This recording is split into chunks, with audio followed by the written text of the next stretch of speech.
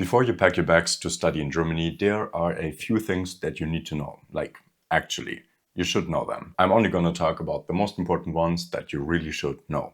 Costs, rules, working as a student in Germany. So stick around, because by the end of this video, you'll know exactly what to expect and you can feel more prepared. First one, there is no tuition fees, but there are semester fees. So what does that mean? One of the biggest reasons why so many international students choose Germany for their studies is the fact that public universities don't charge tuition fees, unlike in many other countries like UK, US, where higher education can cost thousands or even tens of thousands of euros every single year. Germany's public universities allow both domestic and international students to study without paying tuition fees. But before you get too excited, there's something important to understand, because while tuition itself is free, you will still need to pay so-called semester fees, which are required at most universities. But first of all, why are universities in Germany even tuition free? And what about the semester fee? More than 10 years ago, in 2014, Germany decided to get rid of tuition fees for public universities, which made higher education accessible to basically everyone, no matter where you are from. The idea was that education should be a right and not really a privilege, and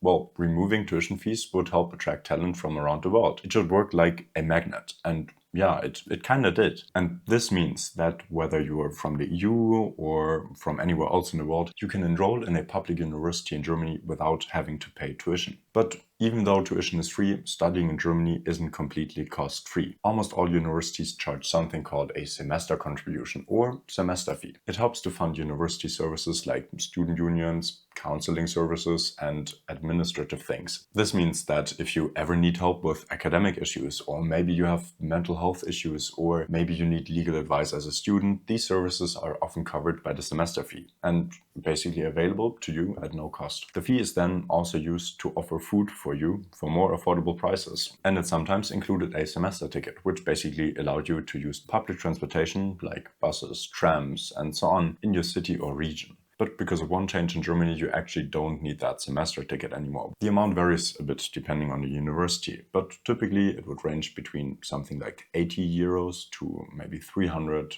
maybe even 400 euros per semester. It's a small amount compared to what tuition would be like, but still it's good to know. Some more recent laws now allow public universities to take tuition fees, but the majority of public universities are still tuition free. So that's a good thing. We will later talk about things you need to know about living costs as well as your working options as a student in Germany that you should definitely know, so stick around. But first, what is the university system like? Unlike in some other countries where higher education follows a more standardized structure, Germany offers a wide range of options with over 400 colleges and universities spread across the entire country, which is more than the UK and France combined. But not all of them are the same. Depending on what you want to study and what kind of experience you're looking for, you'll need to choose between traditional universities and universities of applied sciences, which would also be maybe known as polytechnics or Fachhochschule, as it is called in German. And then there are also dual study universities. Each type of institution has a different focus, and choosing the right one can have a big impact on your academic experience and career prospects. I made a full video on this topic that you can check out later, but for now, traditional universities focus primarily on academic and theoretical education, meaning that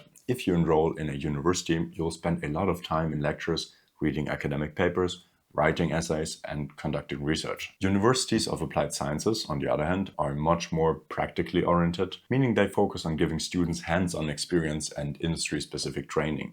Here you will also work on real-world projects, internships, and practical assignments that basically prepare you for the job market later on. Besides that, another big difference is that universities of applied sciences, they do not offer PhD programs. So if you want to have a very academic career, the Universitäten might be the better choice for you. One thing that surprises many international students is that German bachelor's degrees are typically designed to be completed in 3 years. However, the reality is that many students take longer, like me, and this is completely normal. Unlike in some countries where students are expected to graduate on time, the German system is much more flexible, and many students take an extra 1 or maybe even 2 semesters. Either because they are maybe working part-time, doing internships, or maybe doing an exchange semester abroad, or maybe just because they were struggling a bit with demanding coursework and want to have it a bit more relaxing. Another key thing to understand about the university experience in Germany is that there is a strong emphasis on independent learning. In many cases, professors professors will not remind you of deadlines, and there are no weekly quizzes or assignments to keep you on track. In Germany, your final exam results often determine your entire grade for a course. And if you fail, you might have to wait an entire semester before you can retake the exam. Now, let's talk about international students, because I guess most of you are internationals. Germany is one of the most popular destinations for international students, with almost 500,000 foreign students currently enrolled in German universities. And yeah, one of the biggest draws is, of course, that public universities in Germany do not charge tuition fees, which makes high quality education very accessible. Most international students choose to study in large cities, and one of the most popular regions is the North Rhine-Westphalia region, which is home to some of Germany's biggest universities, including the University of Cologne, the RWTH Aachen, and the University of Bonn. This region has a high concentration of international students, a strong economy, and plenty of job opportunities, which just makes it a very attractive place to study. But international students can be found all over Germany, in both big cities and also smaller university towns. Like, for example, where I studied my bachelor's, it is in Straubing. It's actually part of Technical University of Munich. When I started studying there were maybe only about 400 students, and still in those 400 students, many international students. I love it. One concern that many international students have is whether they will receive enough support when they arrive in Germany. The good news is that most universities offer a wide range of resources and services to help international students adjust. Many universities have international offices that provide guidance on everything from visas to housing to academic advising. There are also student mentoring programs where local students help newcomers to settle in. That is quite cool because they can show you around the city and introduce you to the student life and so on. And some universities also offer workshops on how to write academic papers in Germany, how to apply for internships, and so on. And of course, you can always come back to my channel. Additionally, there are scholarships available for international students, although they are highly competitive. Not as competitive as you might think, still competitive. The DAAD, which is also known as the German Academic Exchange Service, is one of the main organizations that offer funding, and there are also scholarships from individual universities, also from research institutions, and also private foundations. Me, for example, I had state-funded scholarships so far, and also scholarships from private institutions. And you can apply to as many as you can, so definitely do that. Some scholarships are merit-based, while others are awarded based on financial need, so it's always worth checking what options are available. If you want to know more about scholarships and so on, then let me know in the comments. And if there are enough people who are interested in this topic,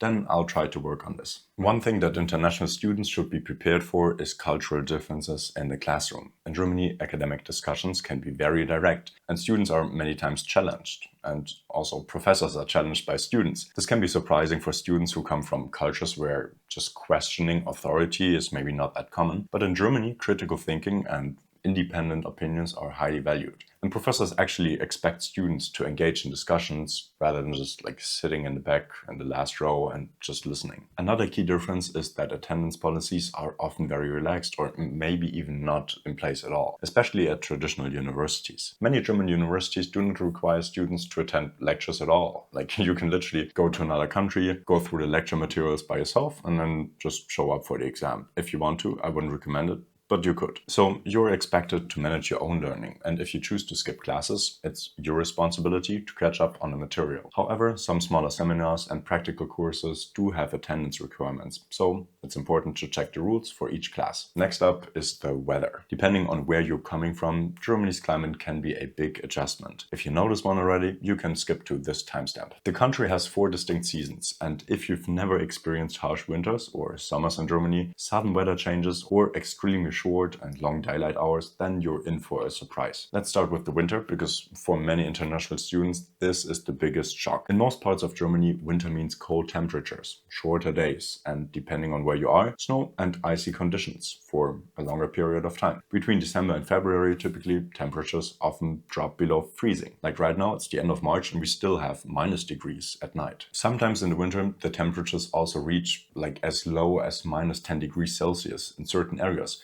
which is extremely cool, I think at least, because then you can throw boiling hot water into the air and it will freeze, which I don't know, maybe it's not, I think it's cool, okay? So during this time it is cold, but there is also little sunlight. In December, the sun can set as early as 4 p.m. That means if you have classes, it might be possible that you will go to university while it's dark, and when the lectures are finished, maybe it's already dark again. Many people in Germany experience seasonal mood changes because of the reduced sunlight. So if you find yourself feeling low energy, unmotivated, or maybe even just a little bit down, you're not alone. There's actually a thing called winter depression, which describes the seasonal down. During this period of time, most people don't have enough vitamin D, which your body produces when your skin is hit by the sunlight. So what some people take, including me, what some people take, including me, is vitamin D pills. But you should probably talk to your doctor before you just blindly buy anything in a pharmacy. By the time summer arrives, Germany transforms completely. The days get much longer, and in June and July, the sun can even stay out until maybe 10 p.m. or even later in some regions. Many students love summer because it's the best time for traveling, outdoor activities, and enjoying the parks and lakes. However, one of the things to be aware of is that Germany can get surprisingly hot in summer. And, even more surprising, many buildings do not have air conditioning, like this room, for example. I don't have air conditioning. So when there's a heat wave, indoor temperatures can be uncomfortably warm. And the best way to stay cool then is to keep the windows open at night and close the curtains during the day. One of the biggest things you need to prepare for before moving to Germany as a student is the cost of living, because it might be higher than you expect. You still need to pay for rent, food, transportation, insurance, and everyday expenses. And all of that adds up very quickly. On average, students in Germany maybe need around 1,000 euros per month to cover their living cost. But depending on where you live and your lifestyle, of course, it can be higher or lower. In the future, I might make a video about how expensive it actually is to study in Germany, depending on in which city you live. But for now, just have this 1,000 euros per month number in mind. If you're from outside of the EU, you know that you need a blocked account. So while this covers most of it, if you live in an expensive city, you will actually probably need more money than this. So let's talk about options how to get money. Chances are you've already thought about working alongside your studies, because most people in Germany do that who study.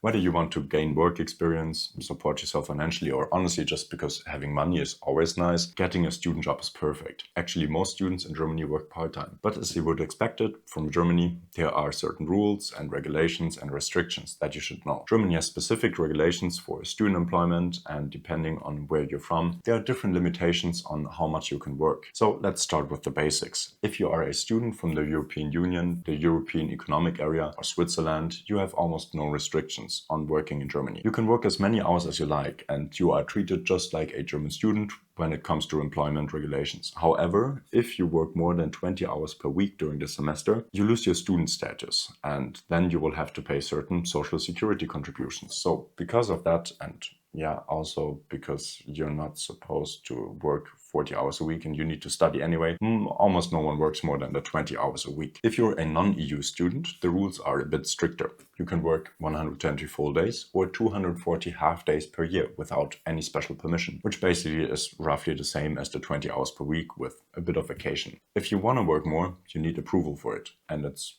not guaranteed that you'll get it. One important thing to know is that internships also count towards this hourly limit, except for mandatory internships, which sometimes is part of your study degree. Now let's talk about where to find student jobs. There are several common types of jobs that students in Germany typically can take. One of the best options is working as a student assistant at your university, which is also known as HIVI, which is short for Hilfswissenschaftler, so research assistant maybe. If you have one of these jobs, you assist professors with research and administrative tasks or work in university departments. These jobs are great because they are very well flexible. They also pay at least decently and at least give you some kind of experience related to your field of study. I personally did that for one semester, and I have to say, it's mostly easy and chill. It can sometimes get very boring and repetitive, but maybe I just got unlucky. Another popular option is tutoring, especially if you speak English or another language fluently. Many students work as private tutors, either teaching English to German students or helping fellow university students with coursework. Tutoring can be a great way to earn money while also improving your own teaching skills. I did tutoring even back in school, also in university, and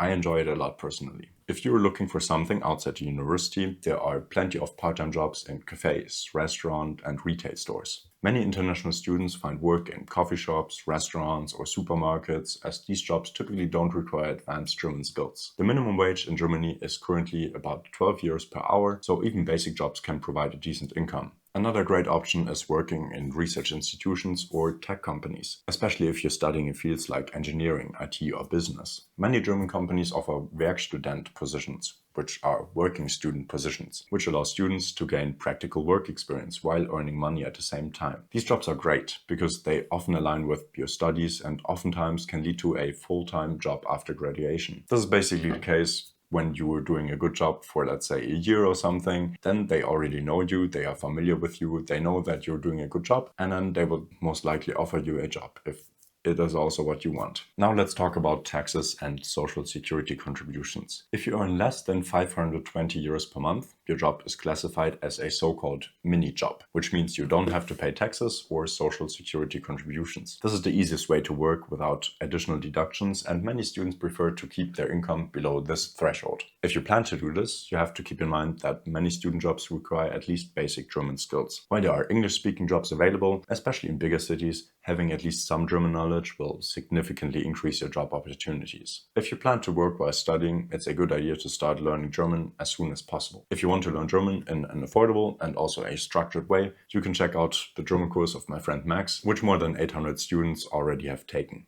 If you're unsure where to look for jobs, there are several resources available. Most universities have job portals or career centers that post student job openings. Websites like Student Jobs, Indeed, and LinkedIn also list part-time jobs and internships. If you want to look for work in cafes or restaurants or bar, oftentimes the best thing is honestly just to walk along the streets and just check into the restaurants you think are cool and then just ask.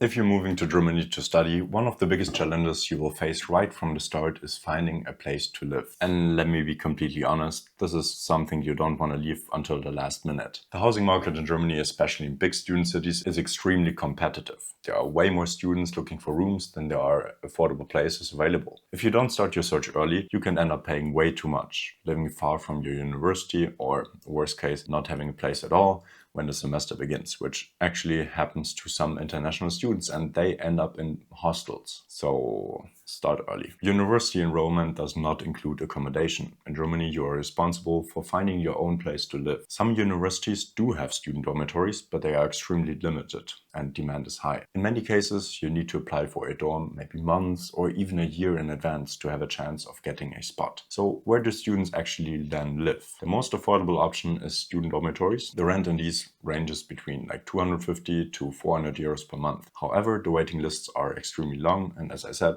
apply early. If you don't get a spot in a dormitory, the next most common option is shared apartments, known as Wohngemeinschaft or WG. I live in one, for example. In a WG, you rent a private room in an apartment and share the kitchen and bathroom with other people, usually other students or young professionals.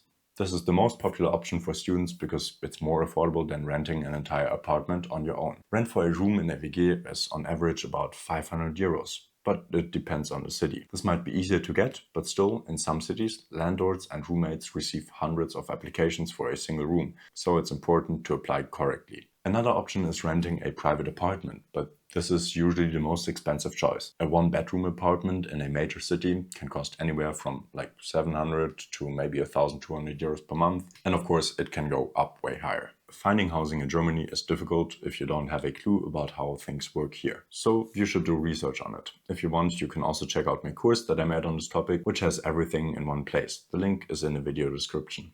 Next up is something you must have in Germany. It is legally required. Everyone in Germany has to have health insurance. Without proof of valid health insurance, you won't be able to enroll at your university. You won't be able to apply for a residence permit or even get basic medical care without paying full costs out of your pockets. Germany has one of the best healthcare systems in the world, but it is also strict. And every single student, whether from the EU or outside, must have proper coverage, which is a bit more than 100 euros per month for students. Once you're enrolled in public health insurance, you'll get a health insurance card, which you will need to bring with you whenever you visit a doctor. And while you can arrive in Germany with travel insurance, you cannot just live off travel insurance forever. If you want to see all of the things that you need to get once you arrive in Germany, there's also a video that I did on that. Link is also in the video description. Talking about things you have to have. how's it with German language skills? The good news is that for many international students, German is not a strict requirement, especially if you're enrolling in an English-taught program. Germany has made a great effort to attract international students, and today many universities offer bachelor's and master's programs entirely in English, meaning you can study, write your exams, and complete your degree without ever needing to speak German fluently. But just because German isn't required doesn't mean that you won't struggle with it.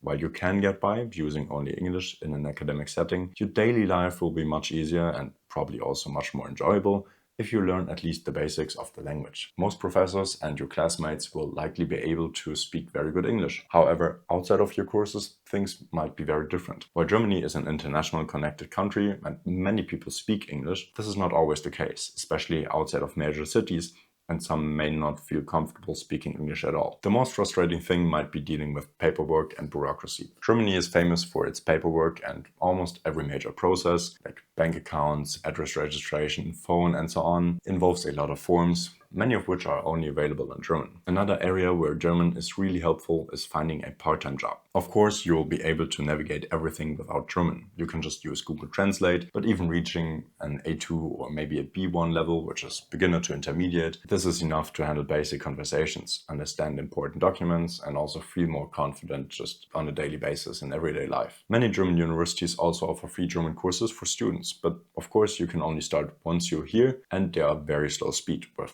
typically only like maybe an hour a week. So if you're sure that you will move to Germany, I would suggest you just to start as soon as possible. The next thing is punctuality, and it is not negotiable in Germany.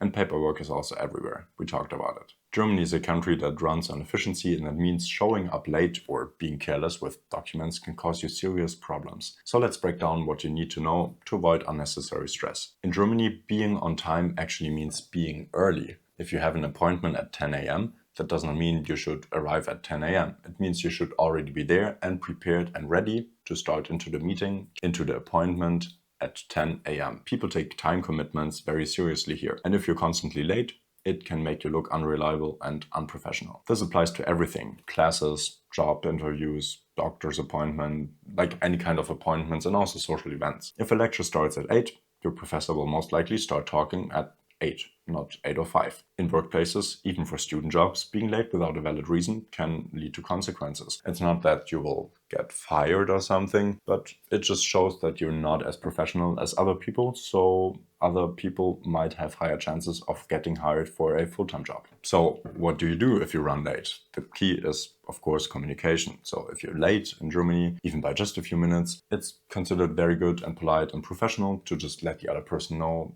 as soon as you know it. Like, for example, last week in my student job, I didn't have a valid reason. I was just cooking food and I somehow lost track of time, so I was late. Maybe just by 5, 6, 7 minutes. Still, I knew I would be late, so I already, before I even left my room to go on my bike, I already texted them. I was like, hey, I'm sorry, I'm running late. I'll be there in like 5 to 10 minutes. And then they know. So this is much better than just showing up without saying anything. On the other hand, being too early can also be a little awkward. If you have an appointment at 10 and you arrive at 9:30, you might just end up waiting outside, because many offices and businesses won't open the doors until the meeting mostly starts. So the general rule is arrive 5 to 10 minutes early, no more, no less. That is the perfect timing in Germany. In addition, there is paperwork, and I'm gonna make this one short. If you think you've seen bureaucracy before, wait until you arrive in Germany.